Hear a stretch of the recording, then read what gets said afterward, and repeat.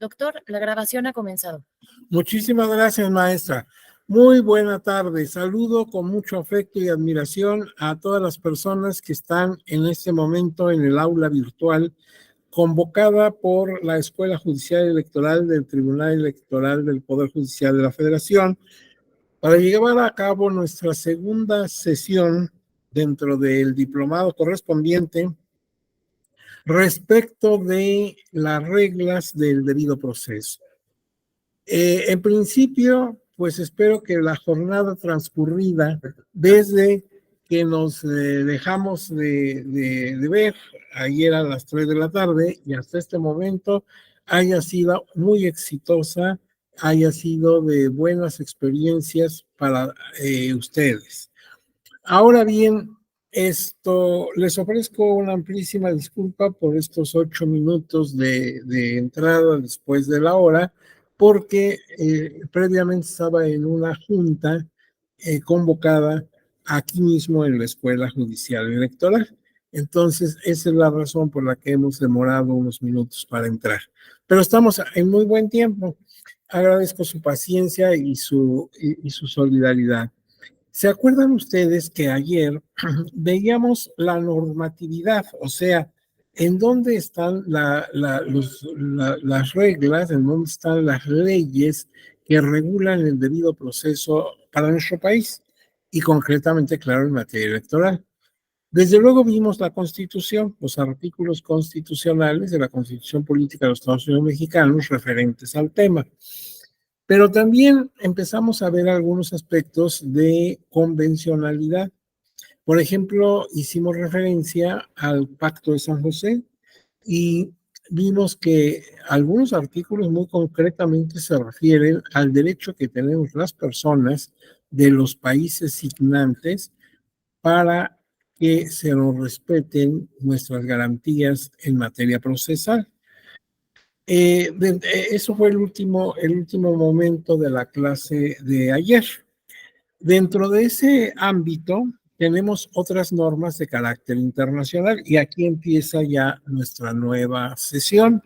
Ustedes están viendo en la pantalla esta lámina donde tenemos tres documentos concretamente a los que ya habíamos hecho referencia, pero nada más enlistándolos. Por ejemplo, la Declaración Universal de Derechos Humanos es los artículos 8 y 10. Si yo tuviera este documento en la mano, la Declaración Universal de Derechos Humanos, entonces convendría ver estos artículos. Si tengo el Pacto Internacional de Derechos Civiles y Políticos, que es un documento importantísimo, sobre todo para nuestra materia político-electoral, propia de este tribunal, pues entonces en su parte segunda, artículo 2.3, en su parte tercera, el artículo 14. De manera que teniendo esta lámina a la mano, tú puedes ir directamente a la pantalla, a tu dispositivo, localizar el documento y ves exactamente a qué se está refiriendo cada uno de estos artículos citados. Y por último, se está citando aquí como tercer documento la Declaración Americana de los Derechos y Deberes del Hombre, que conocemos pues más simplificadamente como la Carta de Bogotá. Recuerden que dijimos que esta carta se firmó al término de la Guerra Mundial. La Guerra Mundial terminó la segunda en 45 y el 30 de abril de 48 se estaba firmando en esa querida ciudad de Bogotá este documento. Y ahí pues están los artículos en números romanos, el artículo 18, el artículo 25 y el artículo 26, en donde concretamente se habla de las reglas del debido proceso. Ahora bien, esto por lo que toca a documentos de carácter convencional. Pero ahora, aquí en cuanto a este nuevo tema, el número 4 en nuestro temario, los elementos que integran al debido proceso. Recordemos que el debido proceso lo podemos concebir primero como un principio, obvio, Incluso alguno de ustedes ayer que estábamos explicando estas cosas, pues puso un pequeño mensaje haciendo resaltar el hecho de que el debido proceso es un principio. En el caso de nosotros, un principio, por ejemplo, constitucional y convencional. Pero también es un sistema que está integrado por varios elementos y que debemos tomar en cuenta porque vamos viendo en el lugar donde nos interese, que puede ser la justicia federal, puede ser la justicia local en alguna entidad federativa, por ejemplo, el caso de México, pues veamos si en Nayarit o en Michoacán o en Quintana Roo se está cumpliendo con el debido proceso. Entonces necesitamos tener una lista, una relación para hacer, como les decía, disculpen ustedes en el anglicanismo, como una especie de checklist, ¿verdad? O sea, vamos a ir viendo si cumple o no, vamos a ir verificando. Nada más que al hacer esa lista, esa relación de los elementos que integran al debido proceso, ya no resulta tan sencillo. Porque si yo voy a los distintos autores y a los distintos ordenamientos, unos mencionan unos elementos y otros. Entonces tengo que tener la curiosidad de juntar varios elementos, varios documentos, tanto de doctrina como de normatividad, que sean confiables, claro, y pues ir haciendo una lista, una relación, de manera que lo que hemos hecho precisamente en esta lámina, en la que sigue y en la que sigue, las tres láminas que ahorita vamos a analizar, es pues tratar de, digamos, en un solo documento, con 3 láminas, encontrar muchos puntos que integran al debido proceso. ¿Se acuerdan que eso ya lo veíamos desde la definición? Hay autores que subrayan el hecho de que los jueces, por ejemplo, sean imparciales, sean independientes, o sea, que no estén actuando bajo consigna. Pues sí, porque si el órgano jurisdiccional, el órgano de justicia, está contaminado, bueno, pues ya no tiene caso ni hablar del debido proceso. Tiene línea y la va a seguir. Otros, en cambio, hablan de la posibilidad de recursar la resolución inicial, que tengamos oportunidad de subir a una siguiente instancia, jerárquicamente hablando, para que pues vuelva a considerar nuestros puntos de vista y podamos obtener tal vez una resolución más favorable. En fin, cada definición, lo observábamos, subraya o resalta algunos aspectos.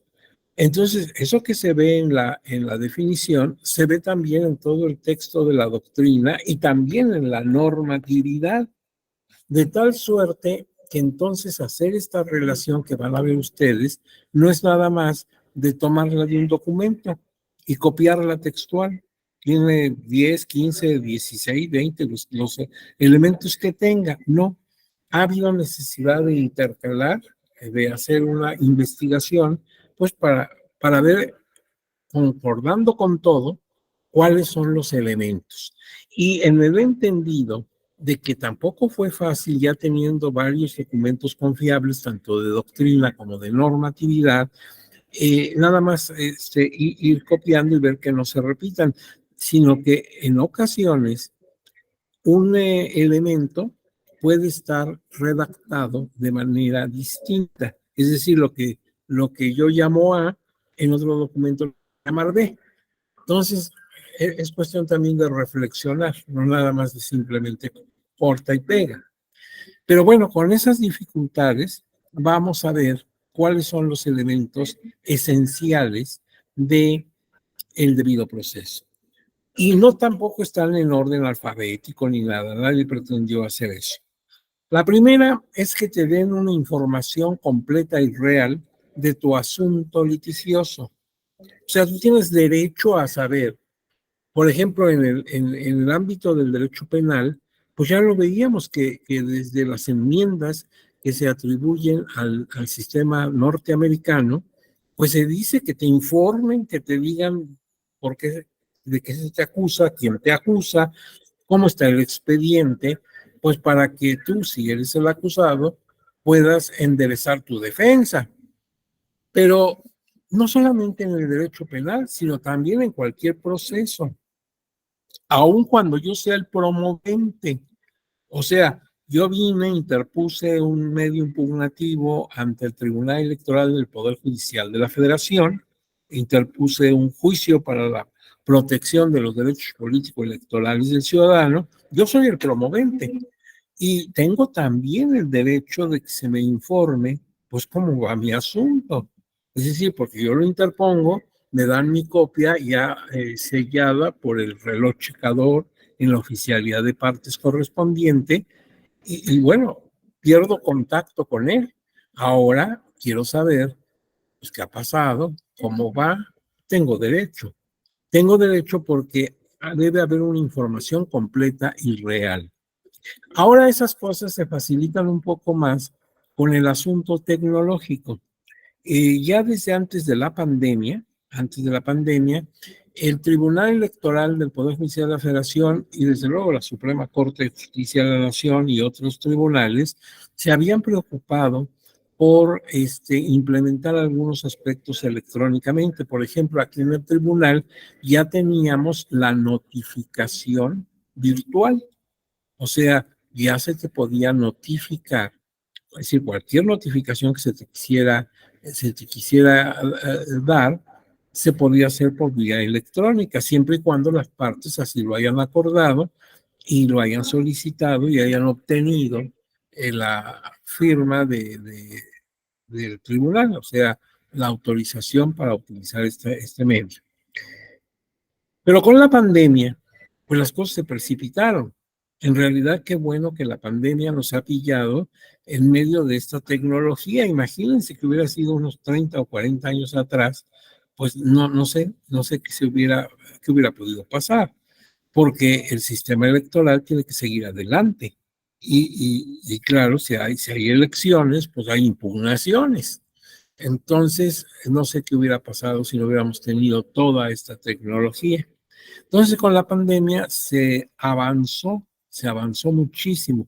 Y actualmente, pues ya el tribunal cuenta con toda esa logística para que todo el expediente incluso esté digitalizado, de tal suerte que tú tienes acceso, si eres parte, ya sea como promovente o como autoridad responsable, tienes la posibilidad de ver cómo está tu asunto en cualquier momento que así lo requieras.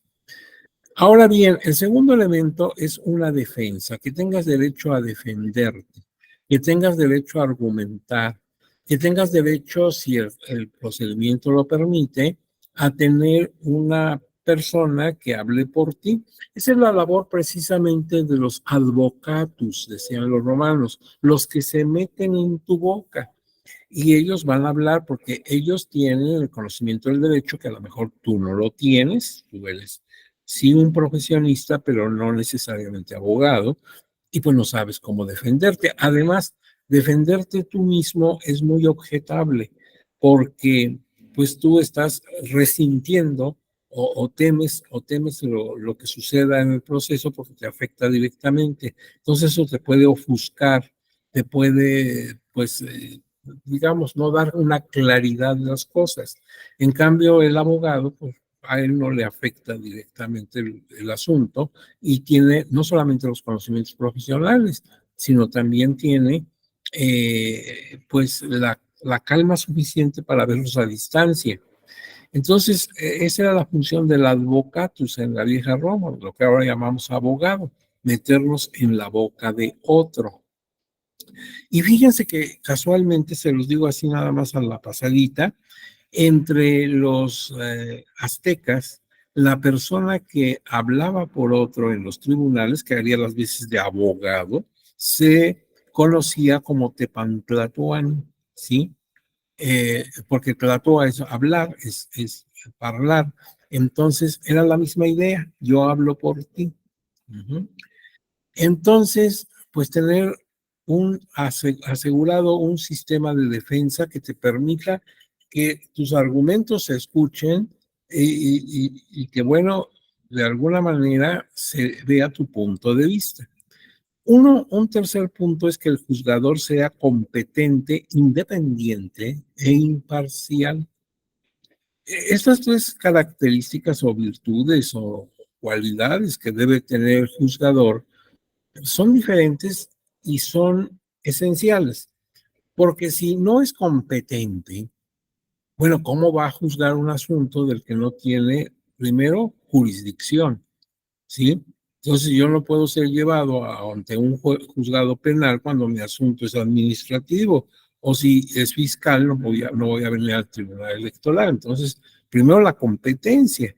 Por eso nosotros vemos cuando se dan a conocer las resoluciones, las sentencias del tribunal, y que tú las puedes consultar en línea, porque una vez que causan estado se vuelven públicas. Tú verás que lo primero que se hace dentro del texto de la resolución es manifestar que hay competencia, ¿sí? O sea, esta sala, la sala regional de la cuarta circunscripción con sede en la Ciudad de México, tiene competencia y ahí te explican en qué se basan para definir que tienen competencia para conocer de tu caso y resolverlo. Entonces debe ser un juez, un órgano de justicia competente en materia, en territorialidad, en cantidad, o sea, todo depende del proceso que estemos hablando. Pero también debe ser independiente, o sea, actuar a criterio básico del apego a la ley, ¿sí? El juez no tiene por qué tener línea, como lo dijéramos vulgarmente, sino actuar en conciencia, o sea, de acuerdo a sus conocimientos y a su propia experiencia, tomar determinaciones, no recibir indicaciones. Por eso los jueces no deben ser precisamente populares. O sea, el juez no quiere quedar bien, ¿sí? El juez con quien tiene que quedar bien es con la justicia, no con alguien en particular. No debe perseguir un fin político. El político tiene otra actividad. Él sí quiere ganarse el aplauso popular porque lo sostiene en el poder. El juez no necesita el aplauso popular. El juez lo que necesita es ser una persona que actúe con total independencia. Pero también debe ser imparcial. Precisamente desde los antiguos griegos pensaban que la justicia debe ser imparcial. ¿Recuerdan ustedes que la justicia en la vieja Grecia era representada por una mujer, la diosa Temis? Y si tú te acuerdas, incluso hay muchas esculturas que representan a esta diosa, es una mujer que lleva sus ojos vendados, con lo cual quiere decir que es imparcial. ¿Uh?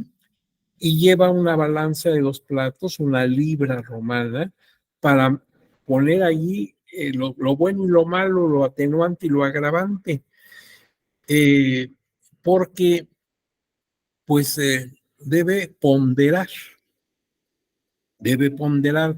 Ese verbo es muy importante para nosotros los abogados. Hay ocasiones en que tienes que decidir, por ejemplo, entre un derecho humano y otro.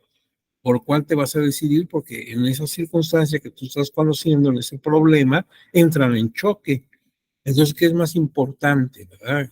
Tienes que ponderar. La labor del juez es de ponderación y tiene en su mano, en su otra mano, una espada que implica la sanción. ¿Sí? Como decían los romanos, dura lex sed lex, la ley es dura, pero es la ley. Y si te toca sanción, si te toca infracción, pues se te tiene que aplicar. Y fíjense que el que lleve sus ojos vendados la justicia, no vaya a cometerse el error que a veces, pues quizás involuntariamente o impensadamente, dicen las personas, es que la justicia debe ser ciega. No, qué barbaridad. Imagínate, si alguien tiene que tener los ojos muy abiertos, es el juzgador o la juzgadora. No, ¿sabes quién sí es ciega? Y también la representan con los ojos vendados, la fe. La fe sí, tú no necesitas pruebas, tienes fe, ¿sí? Tú crees en algo que no has comprobado. Entonces, esa es la fe, esa sí es ciega. Pero la justicia no es ciega, la justicia es imparcial. Ahora bien, el cuarto elemento es el juicio público. O sea, el juicio debe ser una actuación que pueda estar al acceso de las personas. De cualquier manera, todos nos enteremos qué te están juzgando, cómo están valorando tus pruebas, a qué conclusión se llegó, todo, todo, todo. Esto está precisamente vinculado con la transparencia. Y ya decíamos ayer, es algo que busca de manera esencial, o sea, de manera privilegiada o de manera primordial, ¿sí? Prioritaria, el Tribunal Electoral del Poder Judicial de la Federación, pero en general los tribunales de México. O sea, desde la Suprema Corte se ha marcado esa transparencia como un eje transversal de todas las acciones de los órganos de justicia.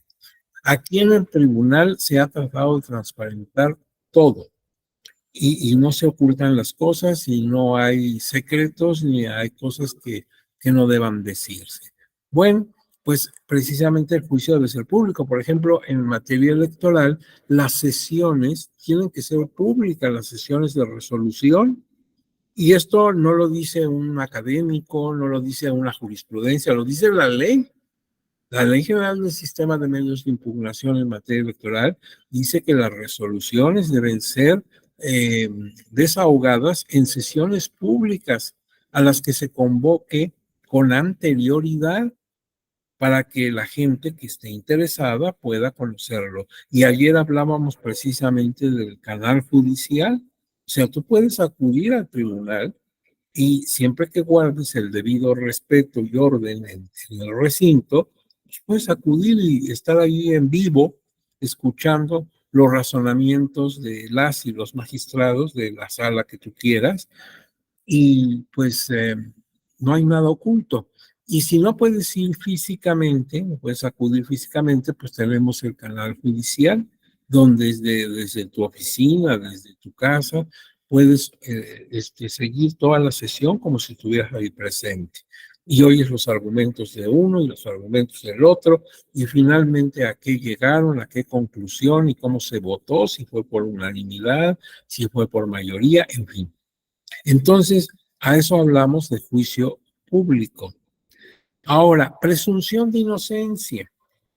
Esto que decíamos viene ya desde la época del derecho romano, pues está en los documentos. Ayer, precisamente cuando veíamos la convención de San José, el pacto de San José, veíamos que ahí también se habla de la presunción de inocencia y también en las reformas o como le dicen los norteamericanos, a las modificaciones de la Constitución, enmiendas, ¿verdad?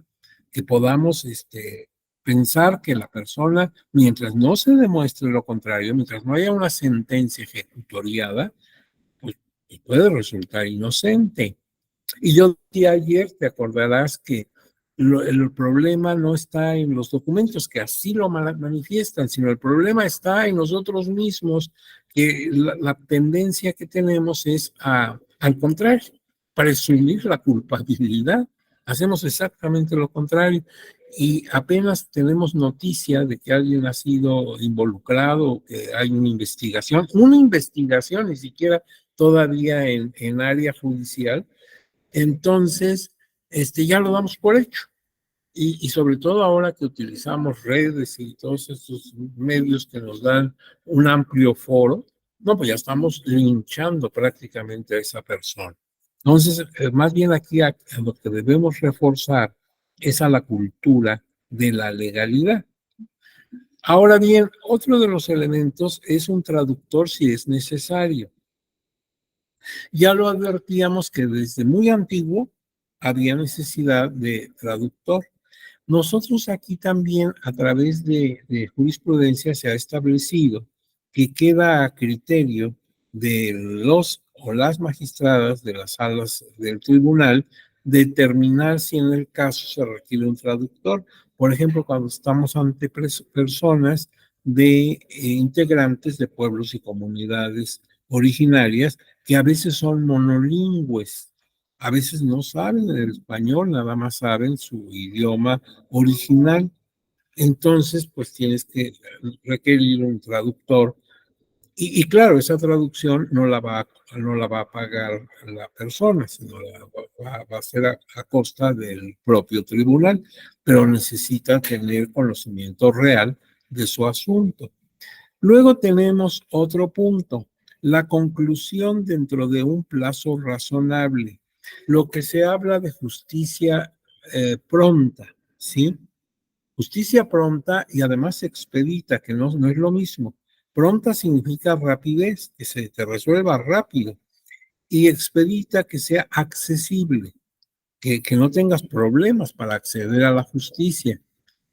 En cuanto al tiempo, pues esto aquí, por ejemplo, en el Tribunal Electoral del Poder Judicial de la Federación, estamos, como yo te decía ayer, al principio de nuestra intervención, estamos compelidos por la propia ley, porque, por ejemplo, cuando se determina la toma de posesión de un cargo, diputado, senador, presidente o presidenta de la República, gobernatura o diputación local o miembros de ayuntamiento, pues hay una fecha escrita en la Constitución Federal o en las constituciones locales. Y entonces no puede excederse la resolución de un plazo racional para tomar posesión. Entonces tienes que resolver. Nada más a manera pues digamos, de comentario, de ejemplo, cuando se acuerdan ustedes que nuestro Distrito Federal se convirtió en Ciudad de México y tuvimos necesidad de hacer nuestra propia constitución. Esta constitución estableció los órganos de gobierno y tenemos pues un congreso local.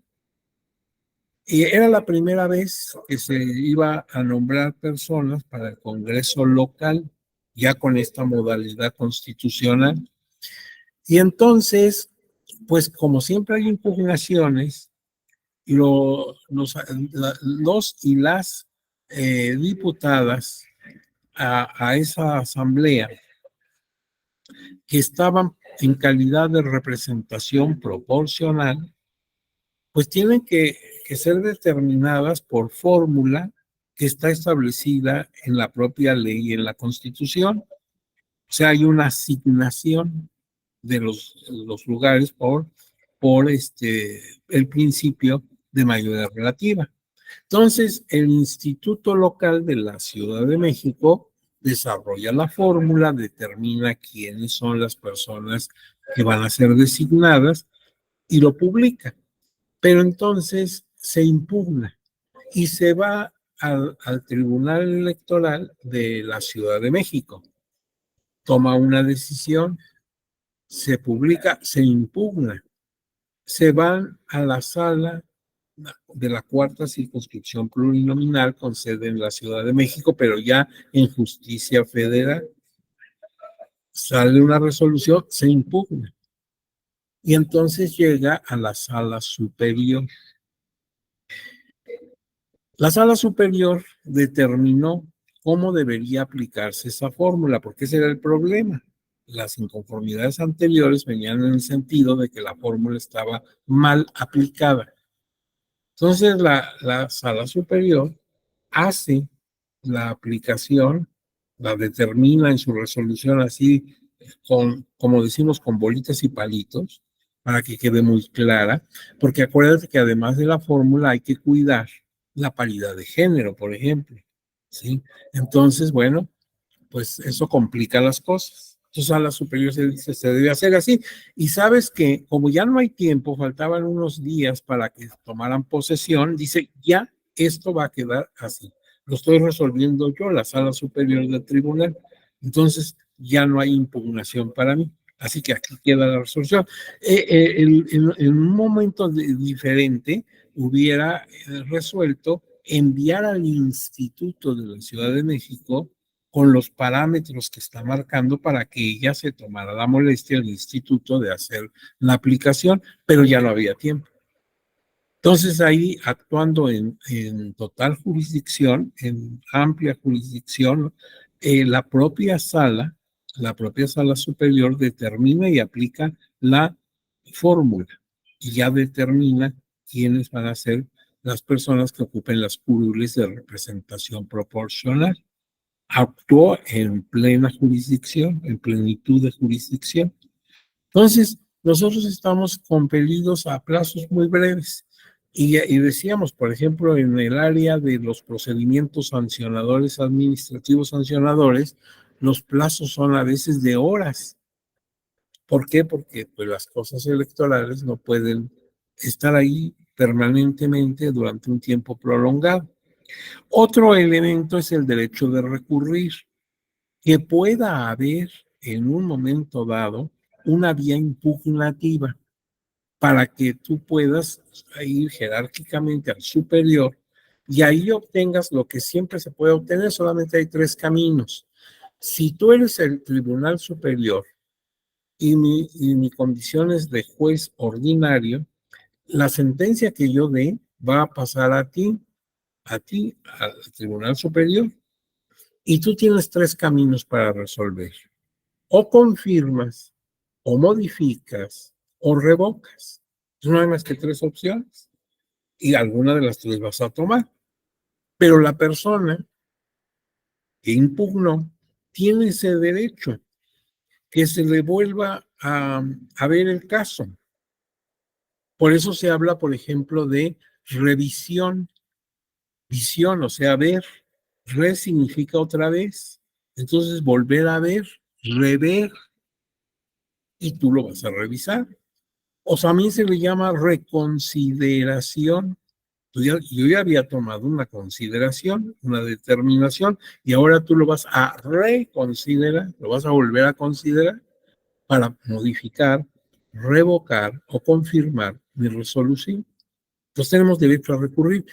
Y haciendo también el comentario oportuno, se ha creado a través de acuerdo y de jurisprudencia del Tribunal Electoral en su sala superior, por supuesto, se ha creado el juicio electoral, precisamente para que no se cerrara la vía impugnativa.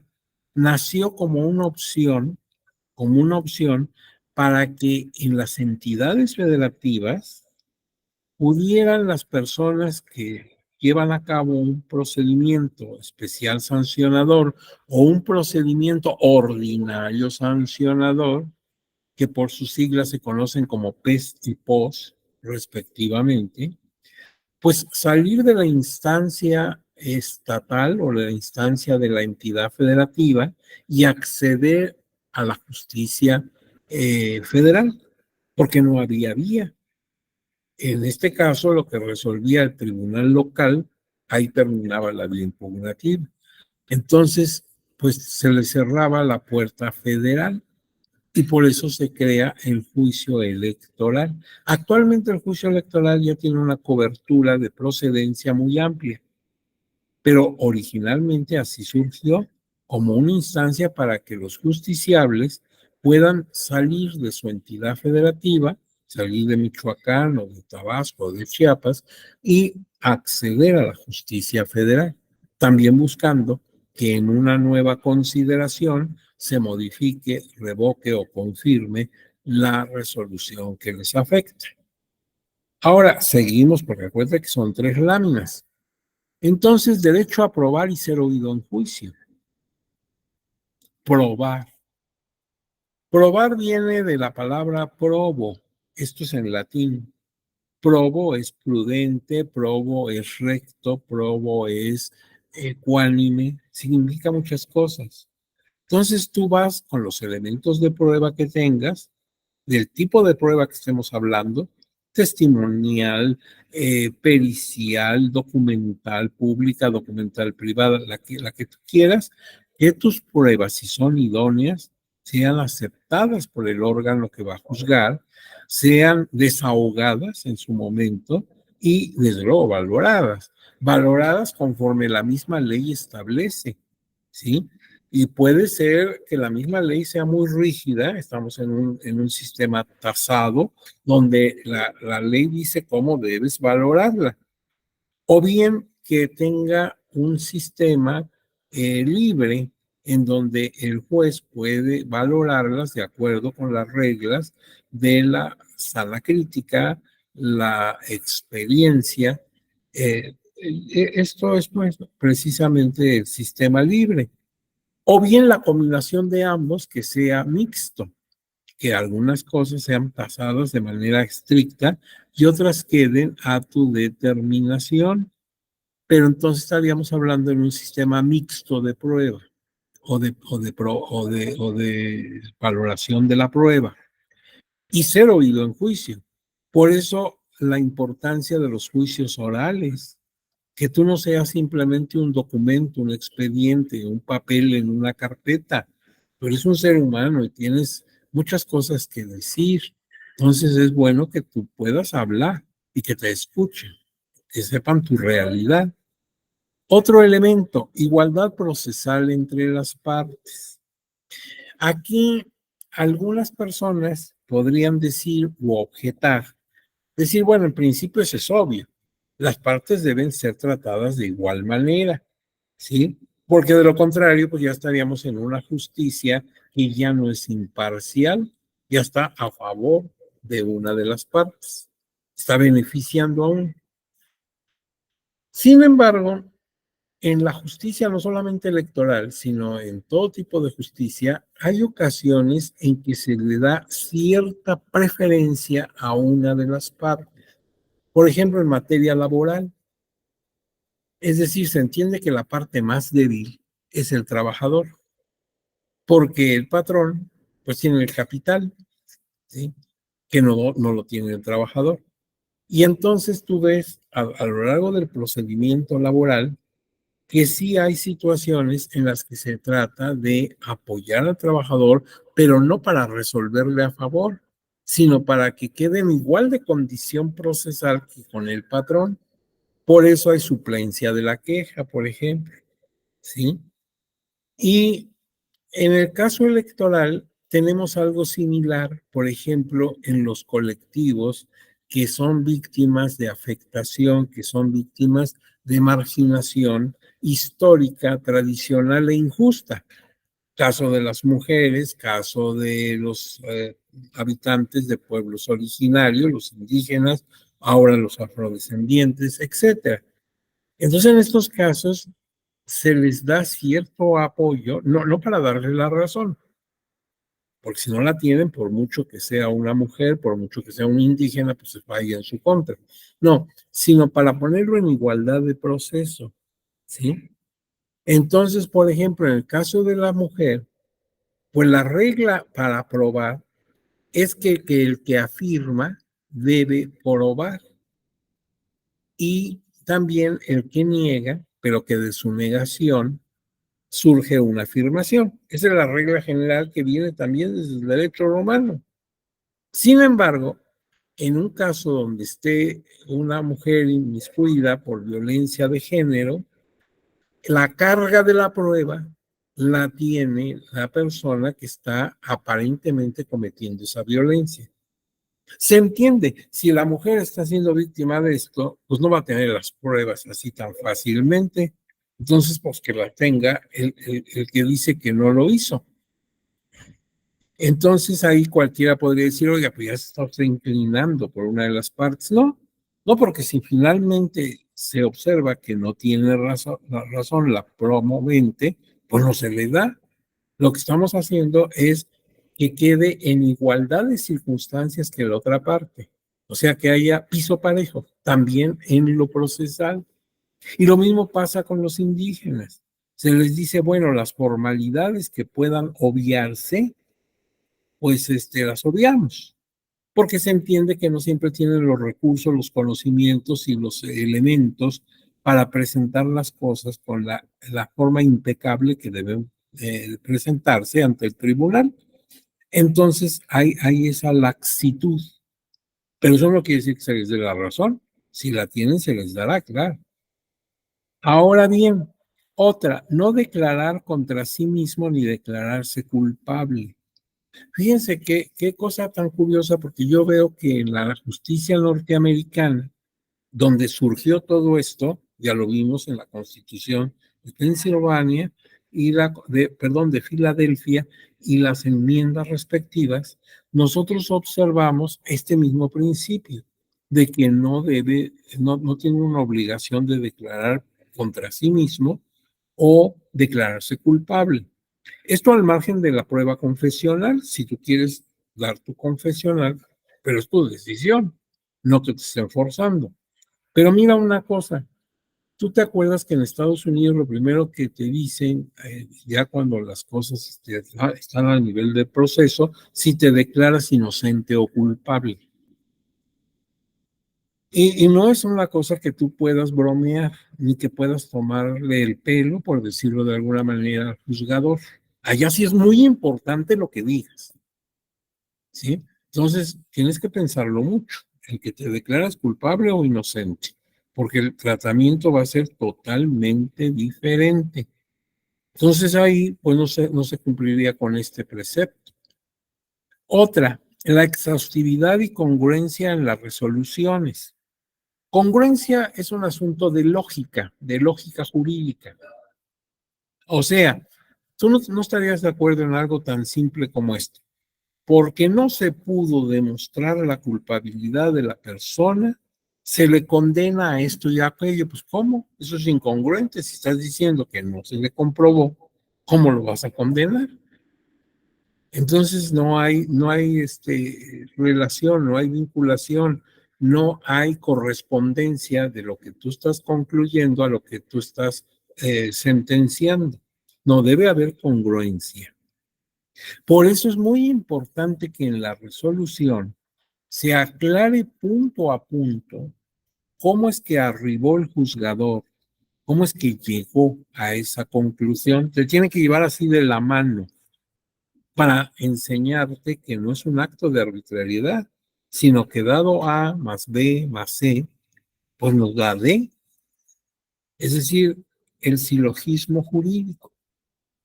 Y por otro lado, la exhaustividad implica que todos los aspectos que tenga que resolverse se resuelvan en la sentencia emitida.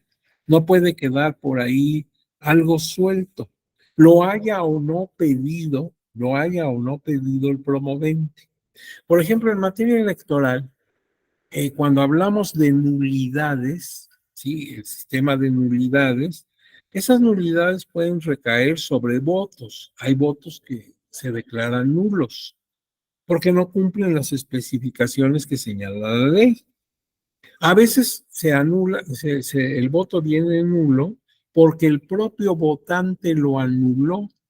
Esa fue su decisión, a veces razonada, ¿sí? Voy a tachar mi boleta de punto a punto porque no me gusta ninguna de esas opciones. Bueno, eso es quizá criticable, pero por su decisión.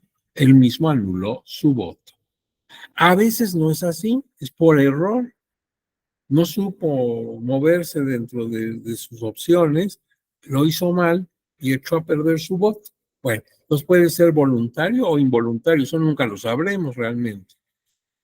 Pero los votos pueden ser nulos. Entonces la nulidad puede caer sobre votos. Puede también caer sobre votación recibida en casilla. Puede recaer en elección. Y entonces tendríamos que irnos a un extraordinario. O sea, puede tener muchos alcances ese sistema de nulidad. Bueno, ¿y a qué viene esto? Pues viene a que en la misma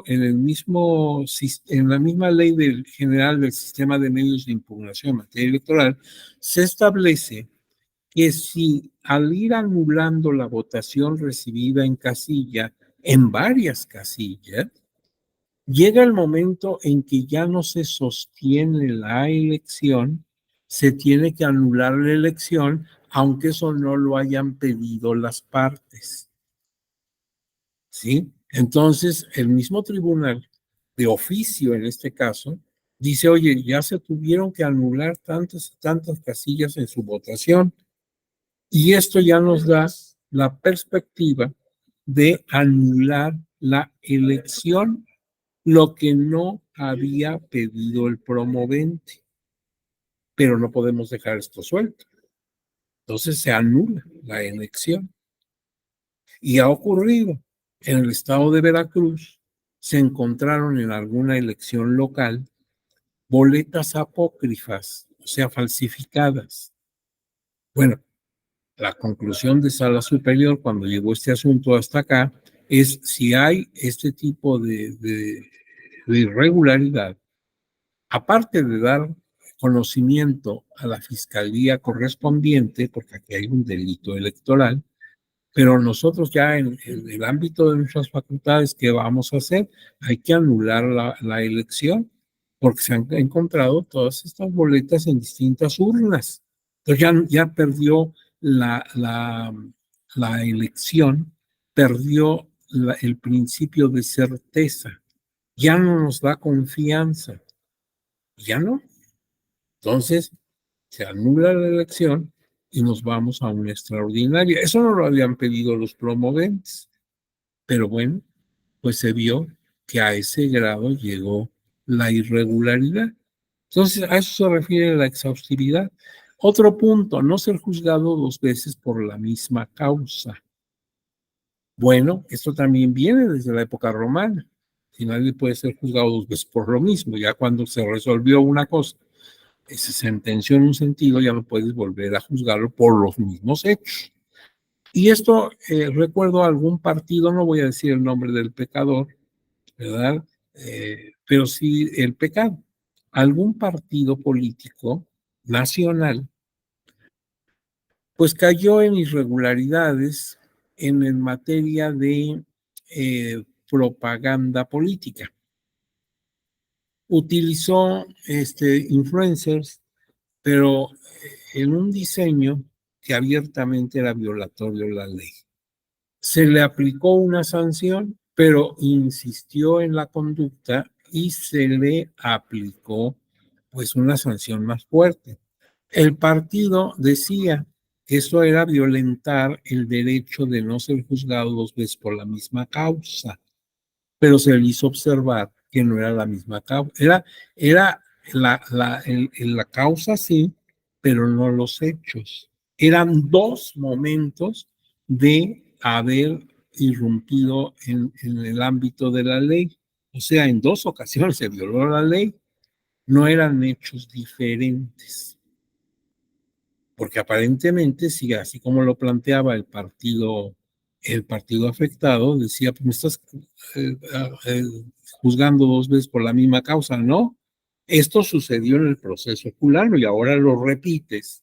Entonces, esto es hasta más grave porque estamos ante una conducta reiterada, ¿sí? Entonces estamos en presencia de algo más grave, porque hay reincidencia, pero los hechos son diferentes, aunque en esencia es lo mismo. Otra cosa, la valoración fundada de las pruebas. Muy importante, ya me admitiste mis pruebas, ya pude en el caso desahogarlas. Bueno, la valoración ahora tienes que explicar cómo lo valoraste. Y por eso en la resolución, cualquier resolución que veas, cuando se habla de las pruebas, te vayan explicando con detalle cómo las valoró, con base en qué, para que llegues pues tú a la misma resolución que llegó el juez. Otra, mantener comunicación personal con el defensor. Esto, por supuesto, se refiere sobre todo a los aspectos del derecho penal. Ya se acuerdan ustedes que el tribuno en la vieja Roma quería hablar con el detenido, pero en privado, que no estuvieran ahí los soldados y medio mundo, para que él pudiera hablar con libertad, expresarse con libertad. Fíjense ustedes que en 1808, cuando Napoleón Bonaparte invadió España y colocó en el trono de España a su hermano don José Bonaparte, para de alguna manera justificar la presencia de este extranjero en España, dio a conocer, o sea, decretó un documento que se conoce como Constitución de Bayona. Constitución de Bayona, era 1808, o sea, 4 años antes de la de Cádiz. Y viene a cuento este documento porque si tú lo lees en la parte dogmática, te encuentras que un derecho del detenido en la Constitución de Bayona es que pueda recibir en su celda a familiares y abogados. Entonces, no hay incomunicación. La persona debe tener la oportunidad de hablar con sus seres queridos, sus familiares, sus amigos, pero además con su abogado en privado. Otra más, dar conocimiento de tiempo y medios de defensa. O sea, la autoridad debe instruir qué posibilidades tenemos de defensa y además qué vía impugnativa podemos tener. Aquí en materia electoral, muchas veces, seguramente tú sabes de casos, se cambia de oficio la vía. Por ejemplo, yo me equivoco y creo que mi vía impugnativa debe ser un juicio de revisión constitucional electoral. Como yo vivo en provincia, se me hace que esa es la vía. Y vengo al Tribunal Electoral del Poder Judicial de la Federación con un JRC, o sea, un juicio de revisión constitucional. Cuando lo advierte la sala correspondiente, me dice, no, te equivocaste. Esto es un juicio para la protección de los derechos políticos electorales del ciudadano. O sea, lo que tú estás impugnando sí es importante. Y si tienes razón, te la vamos a dar, pero te equivocaste de vía. Haz de cuenta que querías ir a Guadalajara y te subiste al avión que va para Tuxtla Gutiérrez. Te equivocaste, regrésate. Pero te lo hacen, ¿sí? O sea, no te dicen, te equivocaste de vía, te mueres, se acabó y aquí terminó tu caso. No, te están cambiando la vía, ¿sí? O sea, fue una equivocación.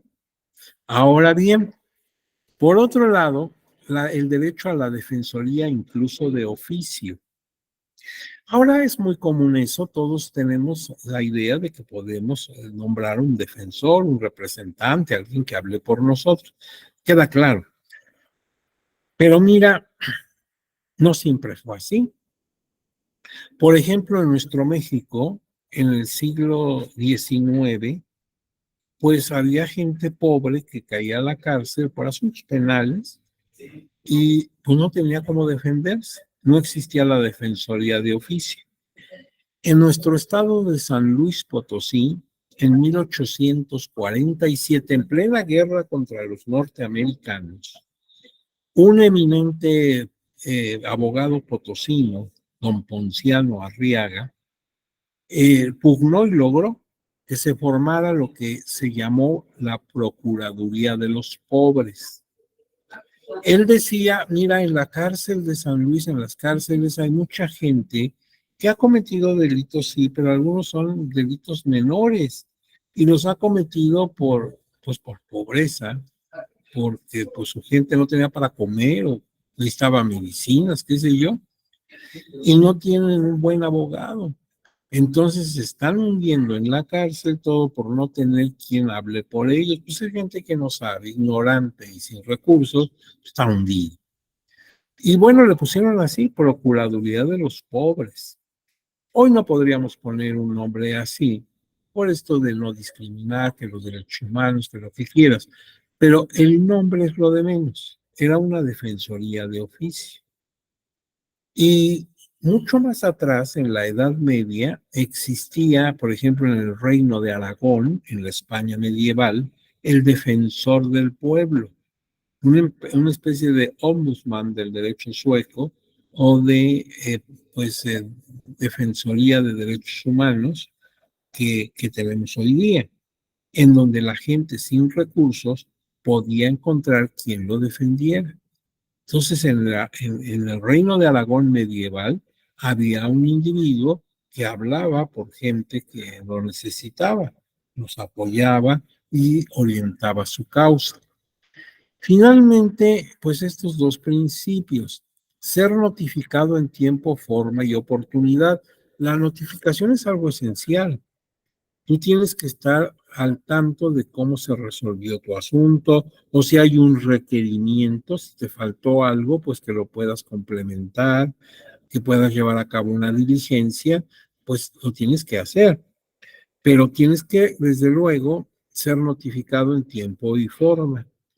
Eh, Hay personas a las que sí se dificulta notificarles.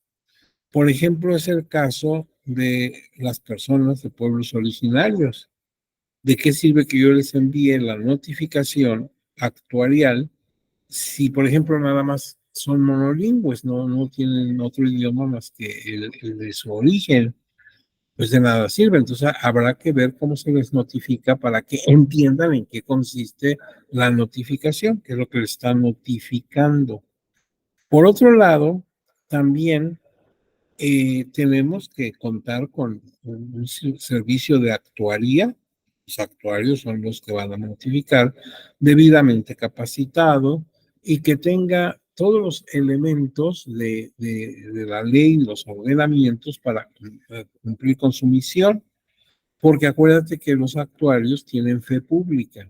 Entonces es una enorme responsabilidad de quien sirve a la actuaría de un tribunal, incluyendo el electoral, el notificar en tiempo y forma. Si no se hace así, se cae en responsabilidad del servidor público.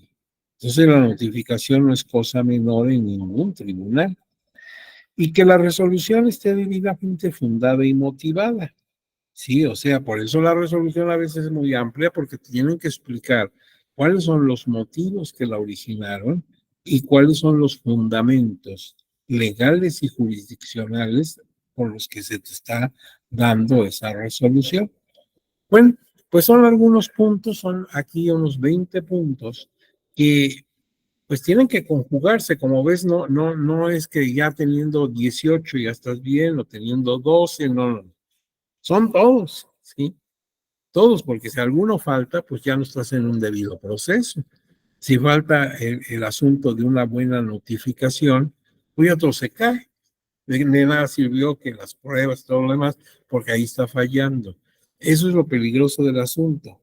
No es nada más decir, pues, si yo tengo tantos, ya es un debido proceso. No es como cuando haces un examen, si saco 6 ya pasé. No, aquí tienes que estar con todos los puntos. El que falle, pues ya nos da idea de que no estamos en un debido proceso. Ahora mira algunos criterios del tribunal. Su jurisprudencia 12 del año 2018 dice: recurso de reconsideración procede contra sentencias de desechamiento cuando se advierta una violación manifiesta al debido proceso o en caso de notorio error judicial. Bueno, el juez también no es Dios Padre, ¿verdad? Puede tener una equivocación tremenda. Queremos pensar que no de mala fe.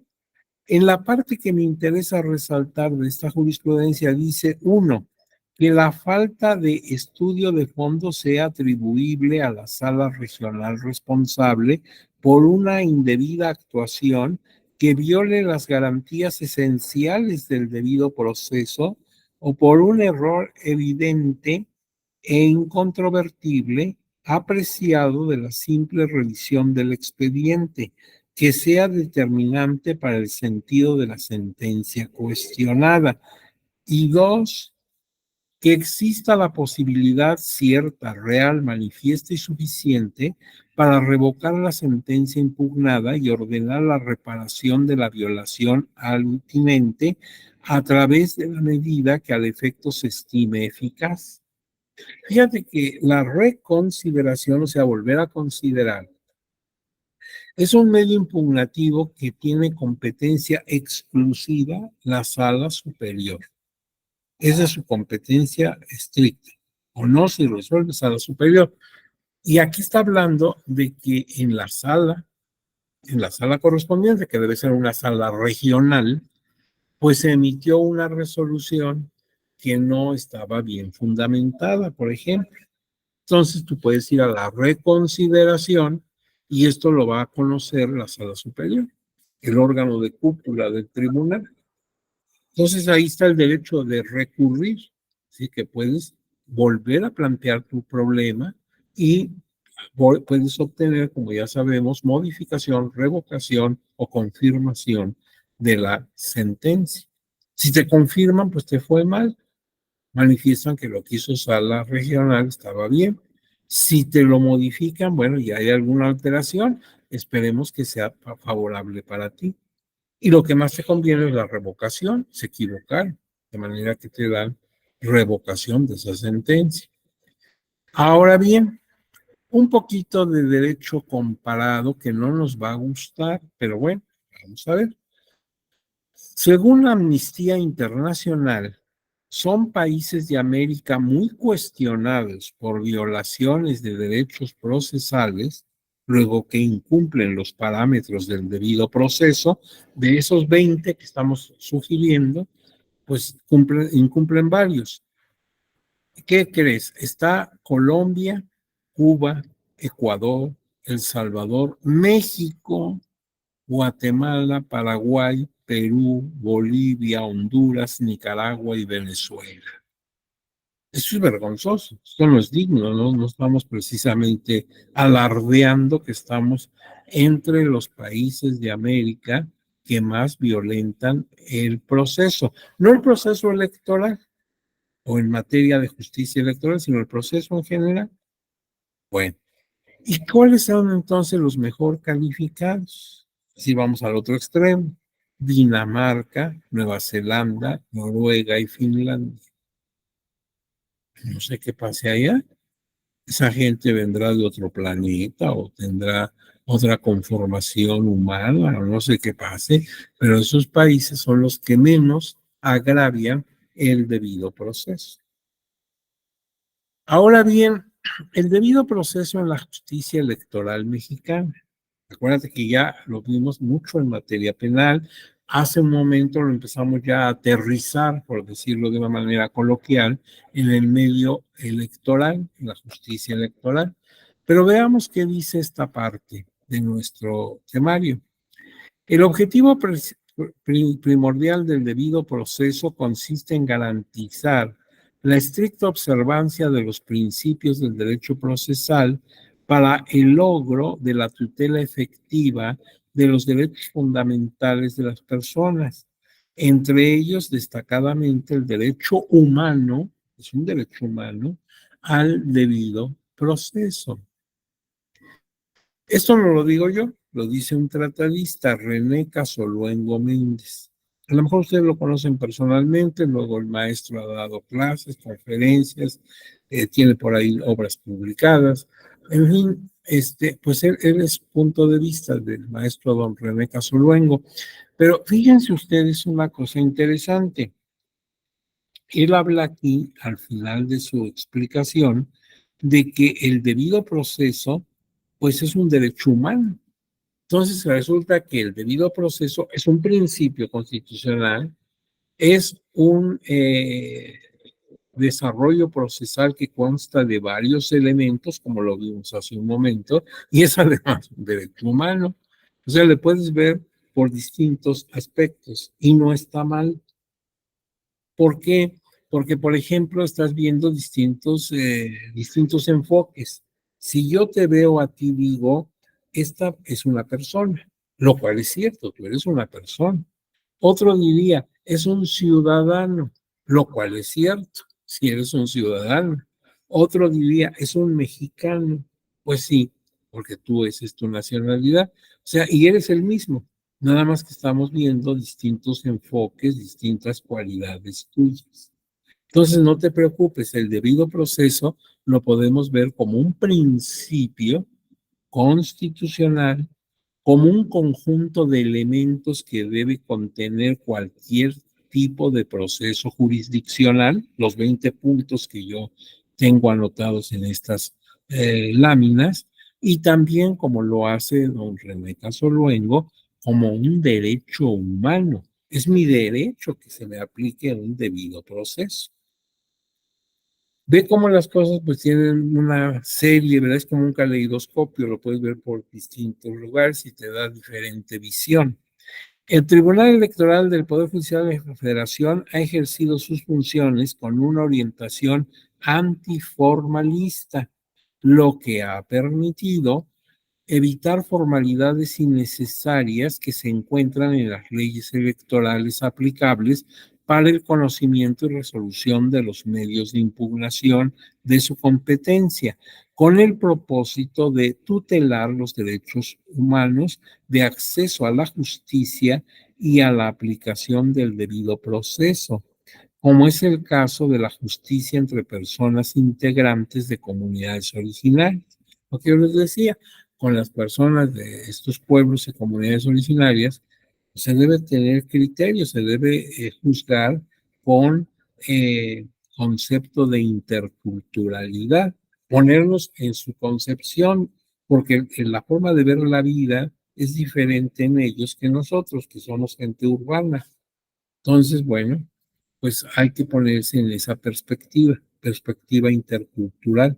Así como cuando se juzgan asuntos donde están involucradas las mujeres, pues tener unos anteojos, por así decirlo, también que se juzgue con criterio de género.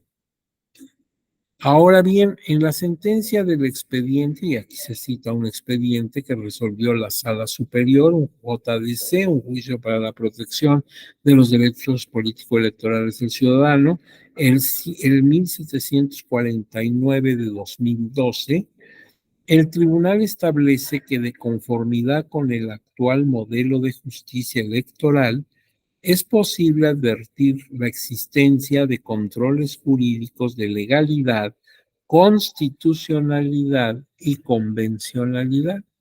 Fíjate que hace muchos años, cuando yo estudié la carrera, pues ya ni me acuerdo quién era el director de la Facultad de Derecho de la UNAM, creo que era Justiniano o alguien así, pero eso fue hace muchísimos años. Bueno, pues en aquella época, nada más como estudiantes, te enseñaban los principios de constitucionalidad y de legalidad. O sea que todo acto de autoridad, de cualquier autoridad, todo acto de autoridad debería respetar principios de constitución y de ley. Ahora, a partir de que México ya integra el grupo de países que reconocen la Convención Americana de Derechos Humanos, pues entonces ya hablamos de la convencionalidad. Y cada vez es más recurrente que en las sentencias del tribunal te encuentres la invocación, a manifestar que se están basando en principios de convencionalidad. Esto, como abogados, nos hace necesario que estudiemos más a fondo el derecho internacional o los derechos humanos en el ámbito internacional, porque México tiene firmados muchos tratados con distintas potencias y con distintas instituciones internacionales sobre muchas cosas, sobre niños, niñas y adolescentes, sobre personas con capacidades diferentes, sobre muchas cosas. Y entonces, pues imagínate, ya ahora necesitamos entrar a ese mundo de la convencionalidad. Ya no nos quedamos nada más en principio de constitucionalidad y de legalidad. Ahora tenemos la convencionalidad. Hay una dama muy importante en materia de justicia electoral. Ella incluso en su momento fue presidenta del Tribunal Electoral del Poder Judicial de la Federación, magistrada presidenta. Me refiero a la doctora María del Carmen Alanís. Ella dice en algunos de sus escritos, en algunas de sus obras, dice lo siguiente, a ver cómo ven ustedes la idea de la magistrada Alanís. Dice, la igualdad de acceso a la justicia para todos es primordial para la construcción y el fortalecimiento de la democracia, donde la justicia electoral debe ser su salvaguarda y su última línea de defensa. Por ello, el acceso a la justicia electoral es la piedra angular del Estado de Derecho y debe de crear mecanismos y estructuras que garanticen la protección de la ley en igualdad de condiciones para todas y todos, procesar las reclamaciones dentro de un plazo razonable y hacerlo con independencia e imparcialidad. está reiterando algunos aspectos que hemos atribuido al debido proceso. Pero fíjate, dice algo pues, muy dramático la doctora María del Carmen Alaniz, porque dice que la igualdad de acceso a la justicia para todos es primordial para construir y fortalecer la democracia, donde la justicia electoral debe ser su salvaguarda y su última línea de defensa. O sea, nuestro tribunal representa la oportunidad, la última oportunidad para que se determine, por ejemplo, la opción política que queremos los mexicanos y mexicanas para los próximos 6 años o para los próximos 3 años, dependiendo de qué elección estemos hablando. Por eso, cuando tú emites tu voto, no es un asunto menor. Debes estar muy convencido de lo que estás haciendo, porque tu voto más el mío más el de todos va a determinar el rumbo de este país. Y no es lo mismo la opción A que la opción B. Por eso no es cosa de broma ni es cosa de que puedas hacerlo así a ojos cerrados. Tienes que meditarlo, tienes que reflexionar bien los pros y contras, como todo lo que tiene la vida. No todo es perfecto ni todo es imperfecto. Porque cuando esto se vaya a impugnaciones, las impugnaciones correspondientes, como dice bien la doctora Mari Carmen Alaniz, va a ser el tribunal la última trinchera. Haz de cuenta que estamos frente a invasores y pues el último, el Chapultepec, nos los vamos a jugar en esa partida, ¿sí? Acuérdate que el castillo de Chapultepec fue la última batalla que México presentó ante el invasor norteamericano. Entonces, bueno, pues va a ser nuestra última trinchera. Por eso debe ser un tribunal fuerte, independiente, con valores. Es necesario tener un tribunal muy fortalecido, con gente con la suficiente calidad de servidora pública para poder determinar las resoluciones que emita ese tribunal. Pero aquí tienen otros criterios del tribunal. Mira, por ejemplo, en la jurisprudencia 12 de 2018 dice, bueno, este ya lo habíamos visto, nada más está reiterando, recurso de reconsideración procede contra las sentencias de desechamiento cuando se advierta una violación manifiesta al debido proceso o en caso de notorio error judicial. La 40 de 2016, derecho de audiencia. Los partidos políticos la deben garantizar como requisito del debido proceso. O sea, tenemos que exigir a los partidos políticos que en lo que se llama justicia intrapartidista, porque entre las cosas que se le exigen para la constitución de su partido es que establezca un órgano de justicia, le puede llamar como quiera, pero que sea un órgano que internamente determine la justicia entre los miembros de ese partido y los afiliados. A veces le llaman Comisión de Honor y Justicia, en fin, el nombre lo pueden variar, pero que sea un órgano de decisión. Entonces ahí debe haber derecho de audiencia.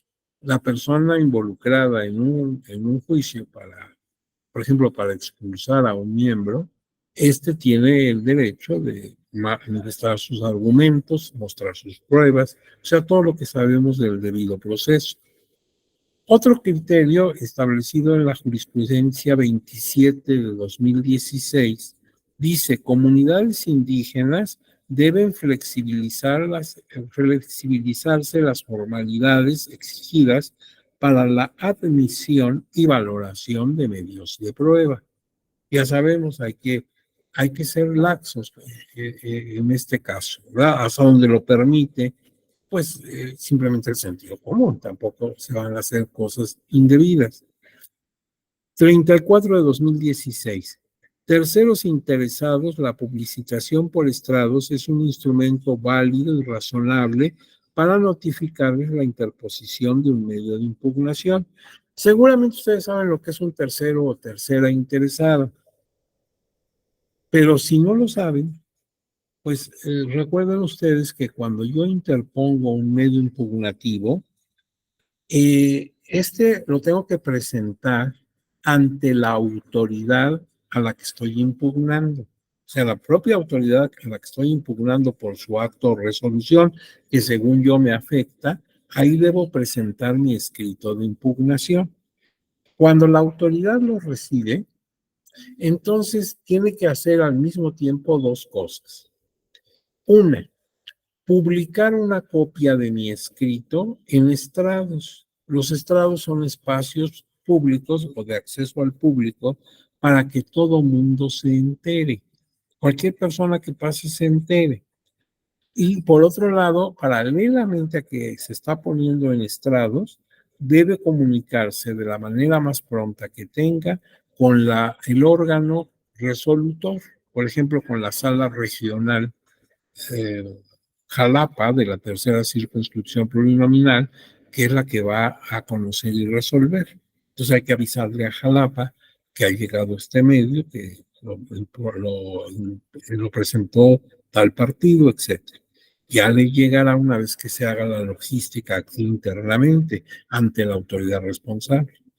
Y eso que se publicó, una copia del medio impugnativo, permite que si alguien se siente afectado por esa impugnación, pueda intervenir, pueda pedir su participación como tercero o tercera interesada. Para ello presenta su escrito diciendo que se opone a los razonamientos del promovente, que además eso le afectaría si le llegara a resolver favorablemente, y aporta también sus pruebas. Tiene 72 horas el medio impugnativo para estar ahí en los estrados, tiempo suficiente para que se entere y presentar su escrito como tercera interesada y sus pruebas.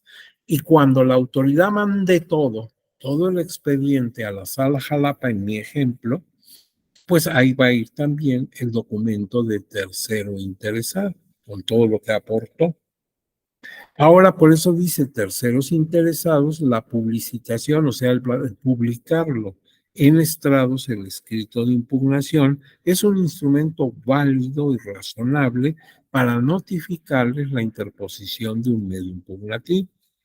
Sí, porque como son estrados, son lugares públicos, hubo forma de que se enterara a tiempo. Otra jurisprudencia, la 48-2016, violencia política por razones de género. Las autoridades electorales están obligadas a evitar la afectación de derechos político-electorales. Esto es una situación muy grave y la autoridad debe tomar medidas cautelares para evitar que siga habiendo una afectación en tanto se resuelve todo el medio impugnativo, pero esa violencia debe cesar de inmediato.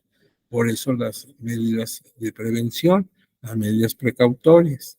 La 2014, medios de impugnación en materia electoral.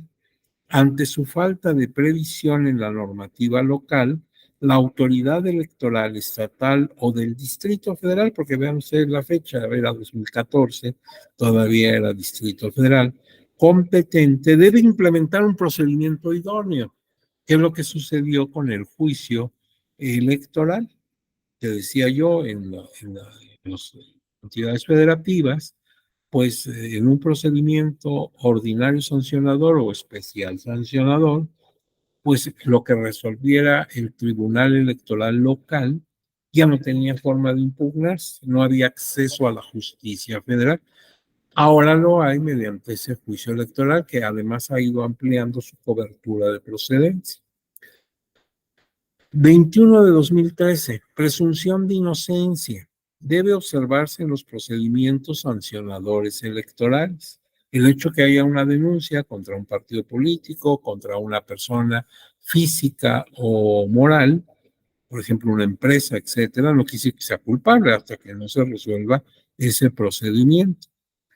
En la tesis, esta no es una jurisprudencia, en la tesis 6 de 2002, dice notificación personal debe practicarse en casos de violencia política en razón de género, en los cuales una mujer indígena sea víctima o tercera interesada, con el fin de garantizar su derecho de acceso a la justicia.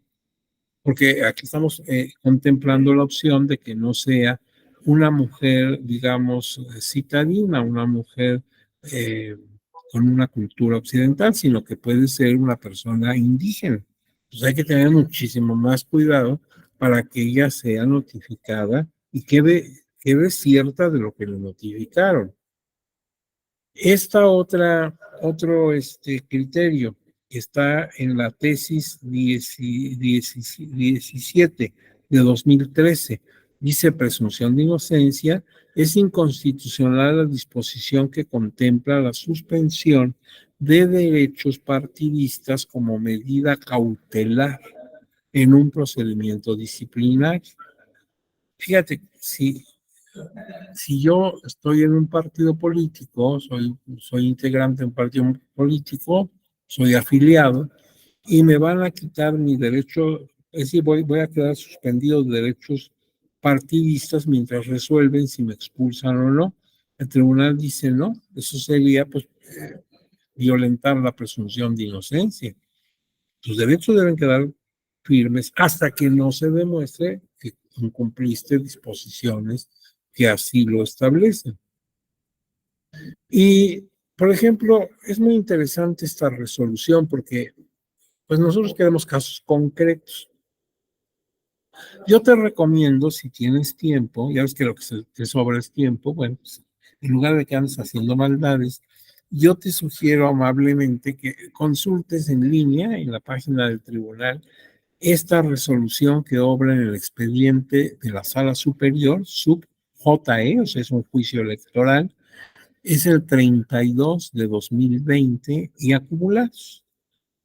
Se recomienda que ya que lo tengas en línea, que lo tengas en tu dispositivo, pues lee por favor las fojas 1 a 3 y 11 a 29. ¿Qué vas a encontrar ahí? Pues mira, se trata de lo siguiente, son varios actores, hubo varios promoventes.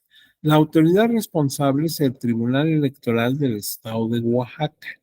La resolución de la Sala Superior se dictó el 10 de junio de 2020. Recordemos qué pasaba el 10 de junio de 2020, estábamos en plena pandemia. ¿Te acuerdas que en marzo fue que nos metimos todos a la casa, nos encerraron y no podía salir, pero ni al jardín, porque estábamos en una pandemia espantosa, la gente moría en una forma descomunal y no teníamos ni idea, no había vacuna, no había nada más que el pánico de todas las personas y plenamente justificado. Entonces, pues, ¿qué es lo que determina esa resolución? Modificar el Acuerdo General 9 Diagonal 2020 emitido por el Tribunal de Oaxaca, que por la pandemia de COVID-19 decretó la suspensión total de actividades allí en Oaxaca, en su tribunal, del 1 al 15 de junio de ese año. Pues con razón, ¿verdad? Hay pandemia, nos estamos contagiando todos, se baja la cortina y aquí no se le abre ni al aire. Esta medida hizo nugatoria la función de administrar justicia electoral y vulneró el derecho de acceso a la justicia, por lo cual la responsable, que es el Tribunal de Oaxaca, debe implementar dentro del campo de su competencia mecanismos para atender los asuntos que determinen urgente resolución conforme a sus capacidades económicas y tecnológicas.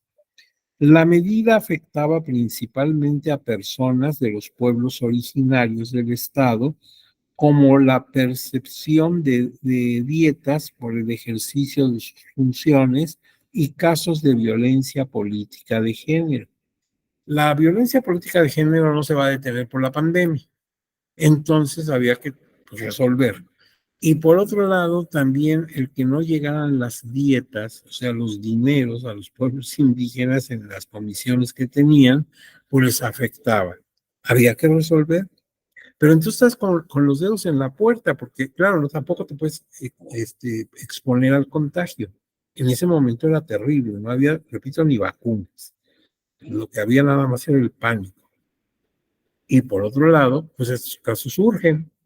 Bueno, entonces, la Corte Interamericana de Derechos Humanos había manifestado que la democracia y el Estado de Derecho son necesarias para la vigencia y el respeto de los derechos humanos. El tribunal impugnado, o sea, el Tribunal de Oaxaca, manifiesta que no tiene recursos presupuestales ni tecnológicos y que las condiciones de aislamiento y pobreza de algunas comunidades originarias hace que no exista en ellas servicio de Internet. Entonces Oaxaca dice, mira, yo no es que no me quiera esconder y no hacer nada, es que no tengo ni dinero, ni los elementos tecnológicos, los aparatos, y hay comunidades aquí tan alejadas, tan marginadas, que ni pensar que tengan internet. Entonces, ¿qué hago? Y como siempre, lo que falta es el dinero. Bueno, pero precisamente por ello, dice el tribunal, se debe implementar un sistema que pueda llevar a cabo dentro de su realidad sin cerrar totalmente el acceso a la justicia electoral. Para ello, el Tribunal de Oaxaca debe, y ahí le da parámetros. 1, emitir a la brevedad los mecanismos que garanticen su continuidad de funcionamiento acorde con sus recursos económicos y técnicos. 2, notificar a la parte actora del Estado que guardan sus impugnaciones. 3, informar el cumplimiento de esta resolución a la Sala Superior en un plazo máximo de 24 horas, anexando los documentos de prueba respectivos. O sea, le da 24 horas para que resuelva y que le mande ya todo lo que está haciendo y con las pruebas de que lo está haciendo, no nada más que lo diga. Esta resolución fue aprobada por unanimidad de votos. Y uno pues se pregunta, bueno, pero ¿qué puede hacer si ya dijo ese tribunal que no tiene recursos, no tiene ni dinero, ni máquinas, ni internet? Bueno, el propio tribunal tuvo que pasar por la misma, ¿sí? En un principio, cuando se vino el contagio, pues mandó a su gente a casa con el asunto de home office, ¿verdad? O sea, trabajar desde casa. Pero pues a través de varios acuerdos, esto también lo puedes seguir en la página electrónica del tribunal, emitió varios acuerdos en los que fue abriendo la puerta. Por ejemplo, se acordó que los y las magistradas del tribunal pudieran realizar sus sesiones públicas, acuérdate que tienen que resolver en sesión pública, por una audiencia de Zoom, o sea, en forma virtual. No se iban a exponer los magistrados a contagiarse, por supuesto, pero sí podían hacer una sesión de Zoom y en esta forma, pues como si estuvieran en forma presencial, discutían sus proyectos, votaban, se tomaba votación y la vida seguía adelante. Y así fue tomando varios acuerdos para poder notificar, para poder recibir medios impugnativos, para poderlos sustanciar, todo lo que hace el tribunal. Por eso, mira, dentro de lo trágico de la pandemia, porque pues todos hemos perdido seres queridos, amigos, personas que eran de nuestra estimación y que ya nos la salvaron, o sea, nos dejó un impacto terrible, pues hay alguna que otra cosa que nos benefició, o sea, se desarrolla más la tecnología. Yo te comentaba que antes de la pandemia ya había algunos pasos que había dado la Suprema Corte y el Tribunal, y en otros países también. Canadá ya había avanzado mucho, España y otros países habían avanzado en la virtualidad, pero con la pandemia pues se apresuró, porque llegó el momento que estábamos muy preocupados. Fíjate que en el año 2020 precisamente iba a haber elecciones en el estado de Hidalgo, para miembros de ayuntamiento, y en el estado de Coahuila para diputados locales. El Instituto Electoral pues alargó los plazos lo más que pudo, pero pues venía la disyuntiva: si no se hacían las elecciones, ¿qué iba a pasar? Todavía para los miembros de ayuntamiento cabe que el Congreso de un estado nombre a gente provisional, pero en el caso del Congreso no hay decisión. Entonces, ¿qué va a pasar? Se hacían especulaciones, la gente decía, bueno, y si no hay elecciones, si no se puede votar aquí, estamos en un caso inédito. Bueno, pues se alargó lo más que se pudo hasta que llegó el momento que no hubo de otra, hubo que hacer la elección, la jornada electoral, y en una forma que a mí me sorprende mucho y quiero transmitirles esa, pues esa emoción, ese gusto, esa admiración que yo sentí por nuestros queridos paisanos de Hidalgo y de Coahuila, que en las condiciones más adversas llegaron a votar. Claro, iban como si fueran a la luna, ¿verdad? Con su careta y guantes y todo, pero ahí fueron. Y no crees que nada más los jóvenes que son más intrépidos, sino gente de la tercera edad, adultos mayores, ahí estaban. Yo realmente te confieso que me emocionó muchísimo ese gesto tan solidario, tan patriótico, tan cívico de estos dos pueblos. Y salieron adelante las elecciones, y ya sabes, con sus impugnaciones y todo, pero llegó el momento que se tomó decisión. Entonces, si vemos en esa perspectiva, lo que le están pidiendo a Oaxaca ya no es descomunal. Y no te preocupes, no te angusties, no te quedes sin comer pensando, pobrecitos en Oaxaca, ¿qué habrán hecho? No, sí lo hicieron. Y lo hicieron bien, ¿sí? O sea, ya con esta presión salieron adelante. Claro, para estos momentos ha de haber sido pues muy dramático, ¿verdad? Me están dando 24 horas para echar a andar una maquinaria virtual, pero lo hicieron. Lo hicieron porque también nuestro querido pueblo de Oaxaca es gente pues muy inteligente, muy dinámica, muy ingeniosa, y salieron adelante. Como siempre han salido adelante de tantos problemas que la historia les ha puesto en su vida democrática. Pero bueno, pues aquí tienes un expediente. Yo te lo estoy resumiendo de una manera muy tosca, muy grosera, muy simple, ¿verdad? Ya cuando tú, si tienes oportunidad de verlo, pues te darás cuenta que tiene mucho comentario que hacer. Ahora, bueno, las conclusiones.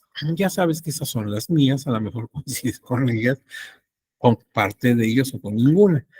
El debido proceso puede ser considerado como un derecho humano, como lo dice René Casoluengo, como un principio universal, pues sí, que rige el campo de los procesos judiciales en cualquier especialidad. Está conformado por diversas reglas y principios, o sea, es una estructura que tiene reglas y principios que deben garantizar el acceso a la justicia y la obtención de una resolución justa, idónea y eficiente. ¿Qué es lo que tú quieres cuando vas a un juicio de lo que sea? Ya sea como demandado o como demandante, puede ser laboral, fiscal, lo que quieras, pues tú quieres que la resolución sea justa, sea adecuada, sea eficiente.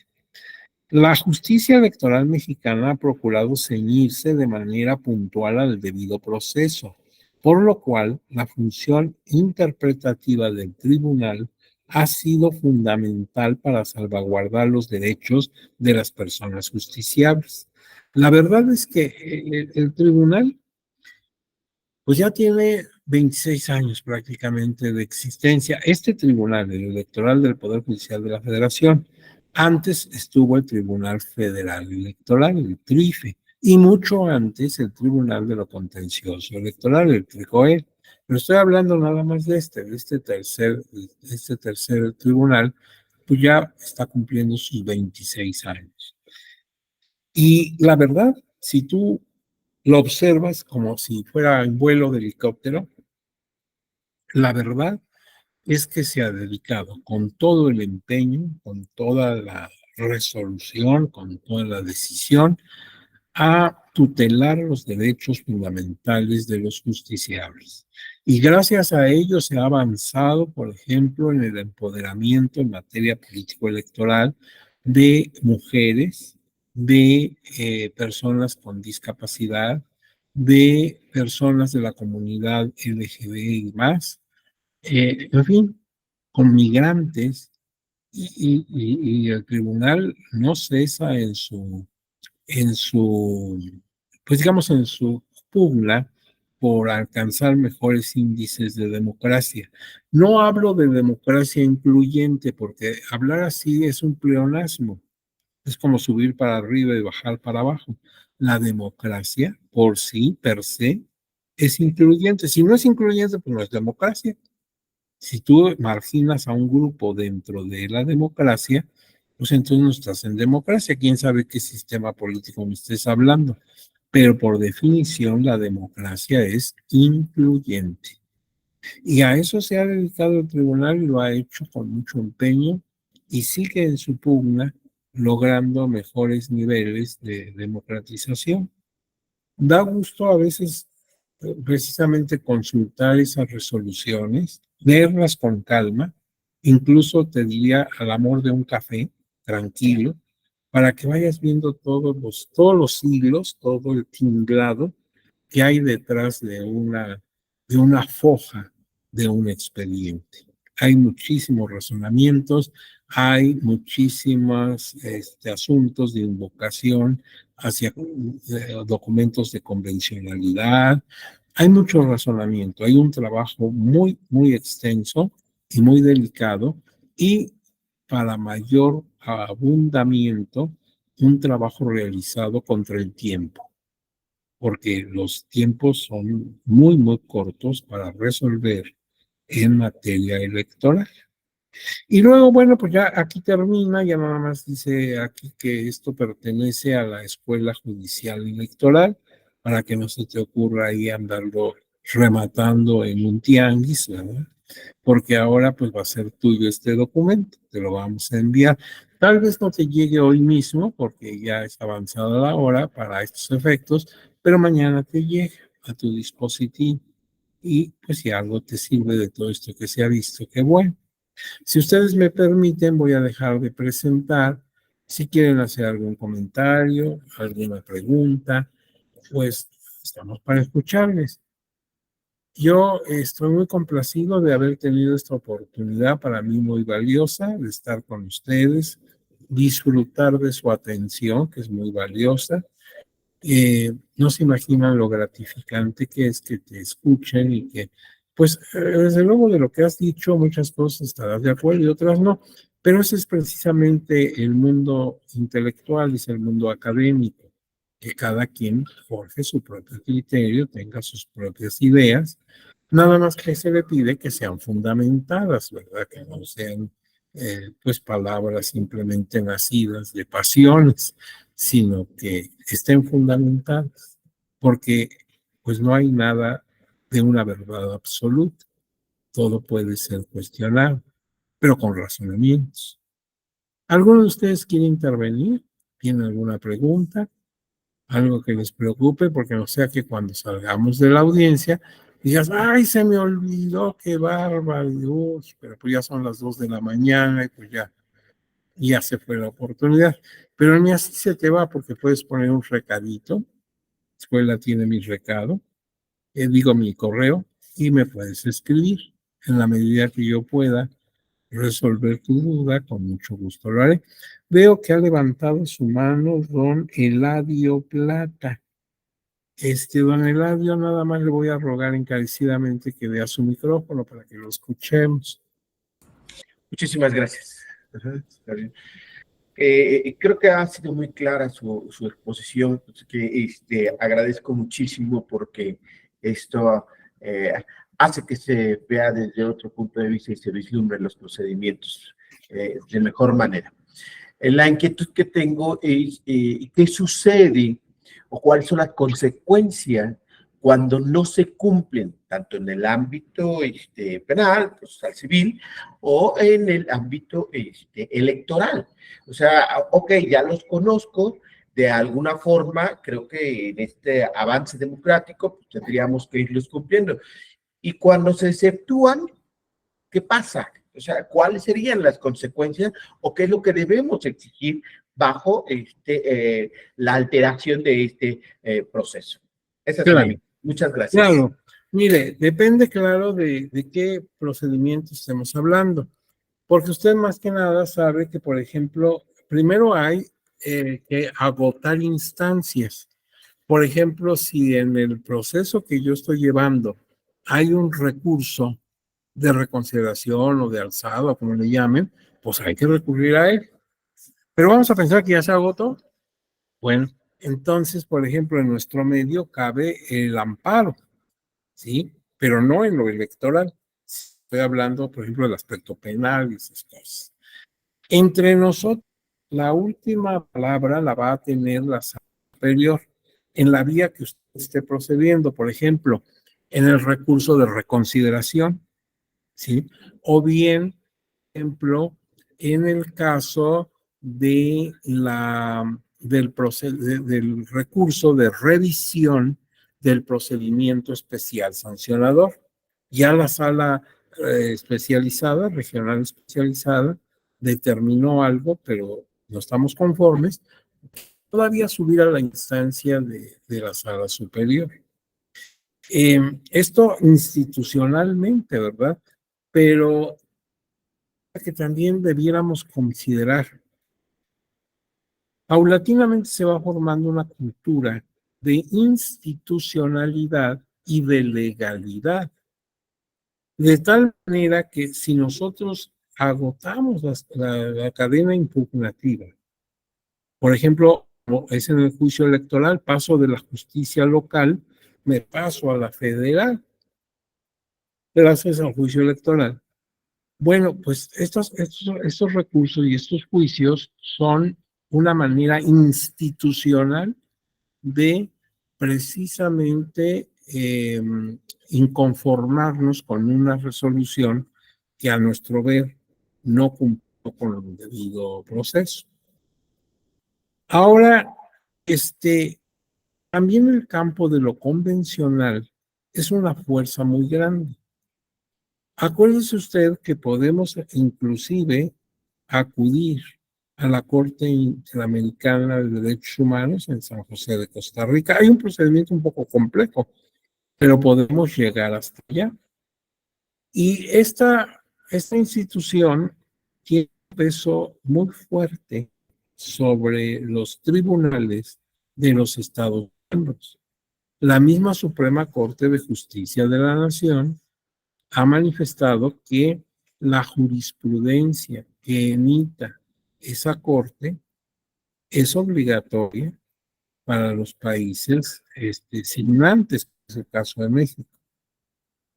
Son procedimientos, pues, que tenemos dentro de la institucionalidad, pero como le decía, se va a crear también, y eso lo puedo decir como experiencia que he observado las cosas, se va formando una cultura de legalidad, de tal manera que pues, lo más probable es que todo eso se va corrigiendo y no se cometen con frecuencia estos casos de arbitrariedad. Por eso, uno de los valores muy grandes que establece el mundo judicial es el de la certeza, porque la certeza implica que podemos confiar. Cuando usted sabe que le están hablando con la verdad, confía. Cuando le dicen una mentira, ya deja usted de confiar. Eso es humano. Si yo le miento a usted, pues ya no va a confiar en mí. Entonces, lo primero que debemos que asegurar es la certeza. Y por eso no se debe permitir que se cometan actos, por ejemplo, de deshonestidad o corrupción, porque estos afectan eso. Y es como si su casa, los cimientos empezaran a llenarse de óxido y de materias que lo carcomen y pues se viene abajo su casa. Es decir, lo que está sosteniendo su casa deben ser cimientos sólidos. Y por eso debemos exigir en las instituciones, sobre todo de justicia, que haya un apego irrestricto a la norma y a la honestidad. Fíjese, esto no sé si ustedes lo sepan, me imagino que sí, pero nosotros, todos los servidores públicos y servidoras públicas de esta institución, del Tribunal Electoral del Poder Judicial de la Federación, También estamos sujetos a las disposiciones del Código de Ética. El Código de Ética es un documento fundamental. Mire, aquí lo debo tener a la mano. Sí, mira, aquí está. Tiene el librero de mi escritorio. Es el Código Modelo de Ética de Justicia Electoral Mexicana. Y si yo leo esto con cuidado, me está obligando a principios como exhaustividad, objetividad, justicia. Todo depende cuál sea mi función, porque no es lo mismo que esté usted en ponencias con los magistrados resolviendo, que por ejemplo en el área académica, como es el caso de su servidor. Bueno, lealtad, por ejemplo, diligencia, responsabilidad, etcétera, y me los va definiendo y me va diciendo cómo deben aplicarse. Entonces, este documento para nosotros es esencial, lo tenemos que conocer, que repasar, incluso nos valoran con esto, o sea, hay examen sobre esto, ¿verdad? Entonces, pues esto es muy importante, orientar a quienes tenemos el privilegio de servir a estas instituciones, el que no solamente tu trabajo sea eficiente, eso por supuesto, sino que además se base en principios y que de ninguna manera pues afectes o alteres la responsabilidad que tienes frente al público, porque las personas que están en ponencia, su responsabilidad es vital, claro, para sus intereses, ¿verdad? Para sus intereses político-electorales, pero también el de los académicos. Tenemos que ser cuidadosos en nuestra exposición, profundos, certeros, en fin, también hay valores para nosotros aquí. Y eso es muy bueno, no sé usted si tenga o coincida conmigo que eso nos hace mucha falta. Bueno, pues al menos en nuestra trinchera, en nuestro mundo de 3x4, pues procuramos que sí sea válido. Y no se imagina los magistrados y magistradas de este tribunal lo celoso que son en este punto. Son muy cuidadosos de que todos cumplamos a cabalidad. Bien. Muchas gracias. No, de qué, don Eladio, le agradezco a usted su intervención muy oportuna. Oigan, pero faltan 6 minutos para las 2, no, para las 3 de la tarde. Sí, la hora nona que decían los romanos, la hora nona. Bueno, pues a estas alturas a lo mejor ya se están poniendo tristes, ¿verdad? Porque nos falta alimento. Pero desde aquí les mando un abrazo muy, muy, muy cordial de esos que duelen. Y mi compromiso es enviarles esto. Maestra querida, ¿no tiene usted por ahí algún, muchísimas gracias por su documento, maestra Claudia. Maestra Inés, no hay ningún documento en su chat y eso, ¿no? No tenemos nada, doctor. Bueno, pues entonces, si usted nos da permiso, pues nos retiramos. Lo único que me resta es, como siempre, agradecerle muy especialmente todo su apoyo, que para mí representa oro molido. Y cuídense mucho todos y todas, y mandamos eso mañana. Con mucho gusto, doctor. Muchas gracias por su exposición, por su clase.